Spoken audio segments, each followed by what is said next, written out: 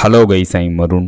27 November 2025 இந்தோனேஷியாவின் Sumatra ஐலாண்டில் 10 kilometre ஆழத்தில் 6.3 Richter அளவிலான எர்த்குயிக் ஏற்பட்டிருக்குன்னு இந்தோனேஷியன் ஜியோபிசிக்ஸ் ஏஜென்சி தெரிவிச்சிருக்காங்க. நிலநடுக்கத்தினால எந்தளவு டேமேஜ் ஏற்பட்டிருக்குன்னு இதுவரைக்கும் எந்த நியூஸும் வெளியாகல. இந்த நிலநடுக்கத்தோடு சேர்த்து இந்தோனேஷியாவில் 1400 நிலநடுக்கங்கள் எர்த்குயிக் கடந்த 30 நாட்களுக்குள்ள ஏற்பட்டிருக்குன்னு அபிஷியல்ஸ் தெரிவிச்சிருக்காங்க. இந்த நிலநடுக்கங்கள் எல்லாமே டெக்டானிக் பிளேட் மூவ்மெண்ட்னால ஏற்பட்டிருக்கு.